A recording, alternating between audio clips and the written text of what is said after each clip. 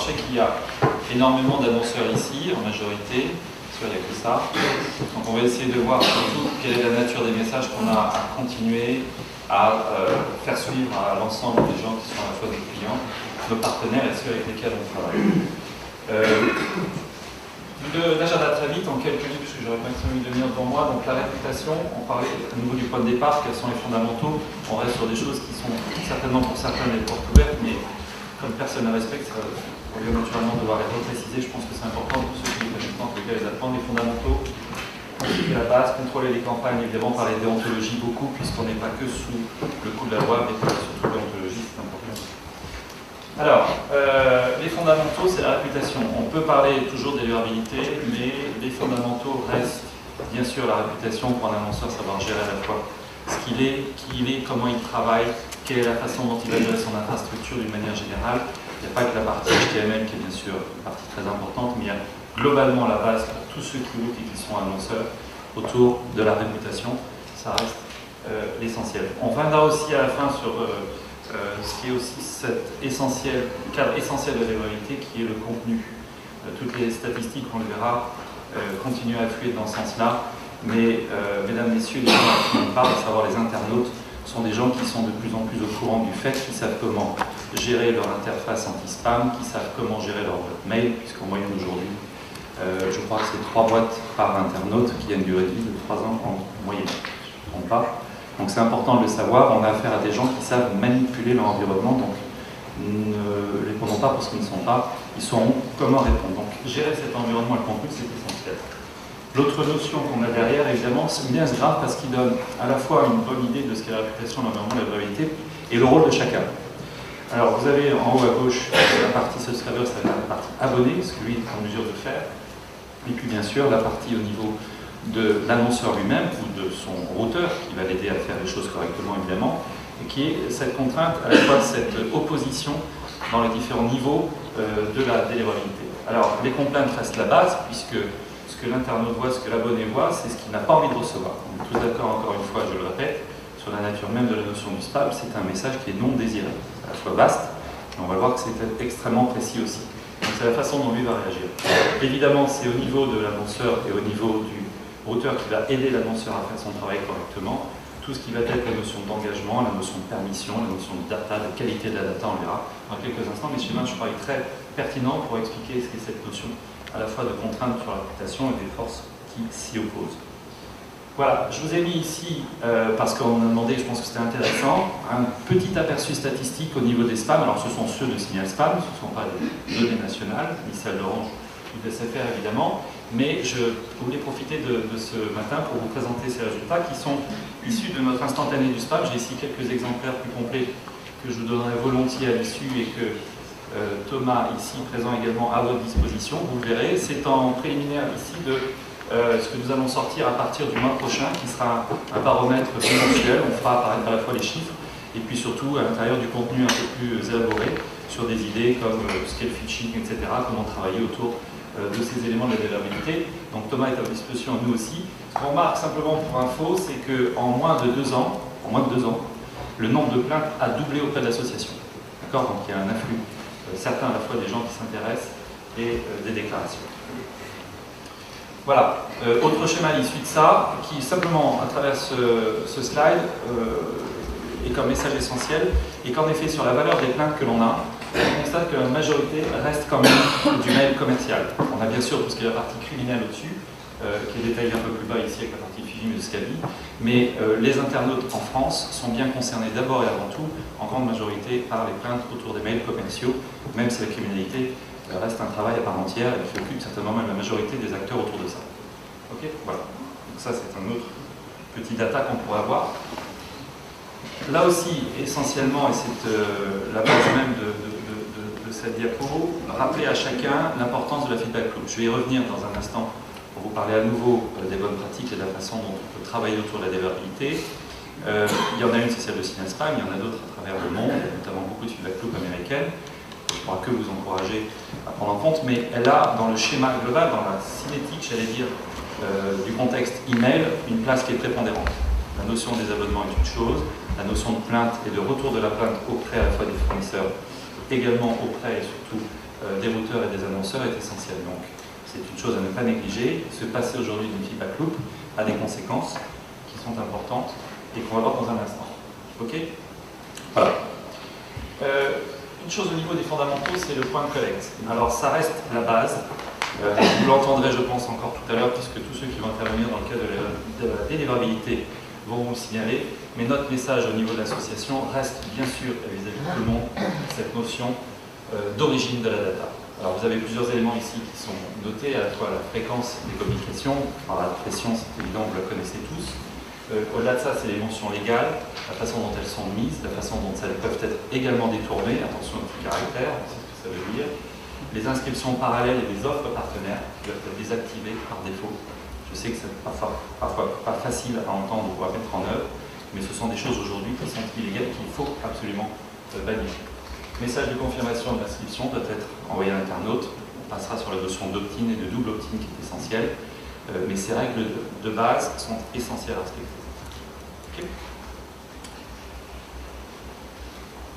Dernière chose ici, et pour chacun d'entre nous, aussi bien si vous êtes annonceur que fournisseur de plateformes de routage ou de fichiers également, ne pas hésiter à encourager, si ce n'est même rendre obligatoire, comme une bonne pratique, auprès de vos clients et auprès des annonceurs, le fait de devoir travailler simplement, j'allais dire, dans l'approche qualitative des données qu'ils ont en envoi.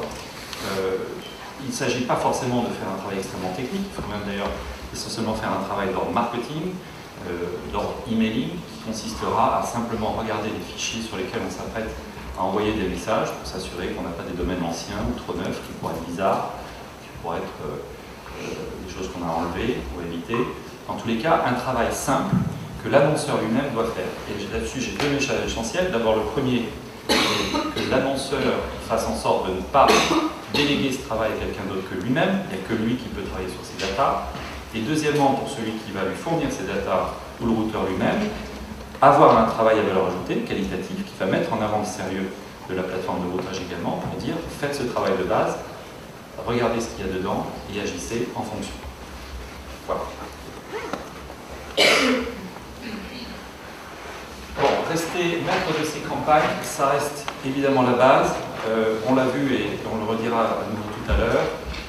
Le principal du mail, du spam au niveau commercial, s'entend, reste le fait d'avoir pas pu désirer ou appeler le message que l'internaute reçoit. Et ça passe à travers la campagne. Vous savez que les faits là-dessus sont absolument intransigeants, c'est important.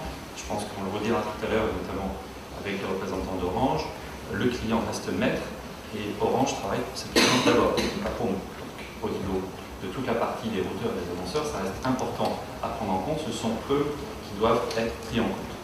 Voilà, donc travailler avec les bons prestataires, c'est important. Reconnaître les signes avant-coureurs à s'adapter. Ce sont beaucoup de tests que vous allez faire. Vous savez que la base même du marketing digital reste d'autant plus vrai que le test reste un élément essentiel à mettre en œuvre. Tous les marketeurs le savent aujourd'hui. Et au niveau des campagnes, c'est d'autant plus vrai. Tester, continuer à tester, voir quelles sont les réactions et adapter à la fois les volumes, adapter la quantité, adapter les qualités des messages qui sont envoyés aux internautes.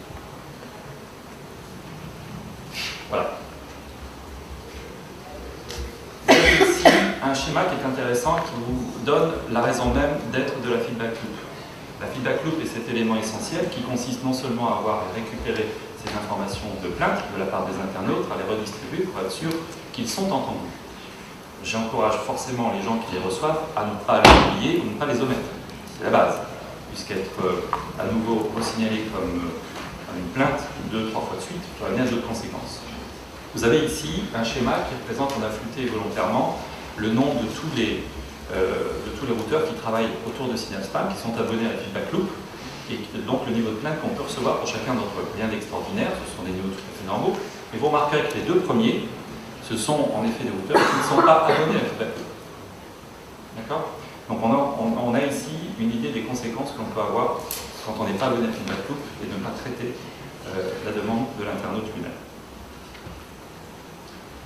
Voilà, donc, encore une fois, restez maître de sa campagne. Les flux stats de Signal Spam sont importants. Vous savez, et ça c'est une annonce que je voulais aussi faire pour vous ce matin, nous avons maintenant depuis quelques mois, grâce à Orange, vous avez accès à l'ensemble des stats des flux IP d'Orange, eh bien depuis hier, et officiellement depuis hier, maintenant SFR a également à votre disposition, on a un contrat qui a été signé avec SFR pour mettre à votre dispo l'ensemble des flux statistiques autour des IP, à l'instar de ce que fait Orange. Voilà, c'est une nouveauté qu'on tenait à garder également pour le MD, c'est également sur notre blog, mais c'est frais depuis hier. Ceux qui ont apprécié maintenant depuis quelques mois d'avoir accès aux données statistiques d'Orange, eh bien auront la même chose pour SFR à partir d'aujourd'hui. C'est ça, Jérôme? Demain. Oui. À partir de maintenant. Voilà, à partir de maintenant, on a la même chose, donc une donnée qualitative essentielle qui doit vous permettre de pouvoir mieux agir, mieux contrôler et mieux aider vos abonnés et les annonceurs. Alors, autre chose, la déontologie. On en parle beaucoup. Je pense qu'il n'y a pas de plus forte valeur que celle de l'autorégulation. On vit beaucoup dans notre pays et dans d'autres, évidemment, avec des lois au-dessus de nous. Mais je crois qu'il est essentiel de pouvoir, en dehors du cadre de la loi, pouvoir interagir entre nous et gérer les bonnes pratiques en même temps que la déontologie. Je suis à la tête de cette association parce que je crois que c'est un lieu unique à travers le monde qui réunit tous les acteurs autour d'une même table pour pouvoir se parler, pour pouvoir avancer. On parle bien sûr avec les autorités, la CNIL, on parle de loi. Je crois qu'il n'y a pas plus fort que l'autorégulation, le fait de se comprendre les uns les autres et de faire évoluer nos business models en fonction de cette déontologie. Et c'est la meilleure façon de survivre plutôt que de s'ignorer, de voir les uns disparaître au profit des autres. Donc je crois beaucoup à cette vertu du dialogue, en même temps que de devoir évoluer. Et on ne peut pas ne pas évoluer en dehors du cadre de la loi sans avoir un cadre déontologique. D'accord? Donc ça c'est important. Nous faisons en sorte que tous les membres qui rejoignent l'association puissent adhérer à cette charte, mais elle est là pour aider à la fois les annonceurs. Elle existe. Sachez qu'elle est promue par l'ensemble des gens qui sont aujourd'hui des plateformes de montage au sein de l'association auprès de leurs clients finaux, même certains l'ont inclus dans leur contrat d'ailleurs, pour faire en sorte que chacun respecte cet environnement pour le bienfait de l'ensemble de l'écosystème, puisque ce sera d'abord avant tout le bienfait de l'abonné qui en sera le premier bénéficiaire. Okay. Je vais peut-être un peu vite. Non, tu auras plus de temps. Je te laisse. The stage is yours. Voilà, ce que je voulais simplement vous dire, c'est les 3 dernières slides. Si vous présentez l'association, on a beaucoup parlé de délirabilité, on a beaucoup parlé d'environnement, des règles, etc. On a beaucoup parlé de statistiques. Simplement un mot sur un focus sur l'association. Vous voyez ici ce schéma qui démontre une chose et qui est l'environnement dans lequel les internautes nous remontent des plaintes. Et bien simplement, ça confirme encore une chose, c'est que pour l'ensemble des internautes et des gens qui nous remontent les plaintes, ça reste d'abord et avant tout une perception. Le spam chez les internautes n'est pas une fonction ciblée de dire c'est quelqu'un qui m'a demandé où mes coordonnées, ou quelque chose, c'est une perception. À ce niveau-là, ça veut surtout dire, c'est ce qui est inscrit ici, quand on voit statistiquement l'origine des plaintes et la nature de l'origine des plaintes, on constate bien qu'en effet, ce sont d'abord et avant tout le fait d'un rejet de messages qui n'étaient pas désirés pour lequel les gens nous remontent l'information. Okay? Vous ne pouvez pas le distinguer d'un point de vue technique, mais c'est en tous les cas ce non-désir qui est exprimé ici. Le rôle de Signal Spam, c'est évidemment, non seulement à travers la feedback loop, mais comme je le disais tout à l'heure, le dialogue qui est instauré entre les différents membres, de pouvoir continuer à partager l'information, à faire circuler aussi bien vis-à-vis des entreprises, à la fois les routeurs, les fournisseurs d'accès, les marques, et des marques maintenant qui nous ont rejoints, on en a quand même quelques-unes, il faut le signaler, d'autres viendront, les autorités publiques évidemment avec lesquelles on travaille, nous avons été appelés pour donner des conseils, donner utiliser notre savoir-faire auprès notamment de la CNIL récemment, pour émettre des avis techniques, et puis bien sûr des flux internationaux. Donc n'hésitez pas à nous rejoindre. L'association maintenant, comme vous pouvez le voir, est vaste. Il y a beaucoup de monde qui en font partie, elle croît en permanence.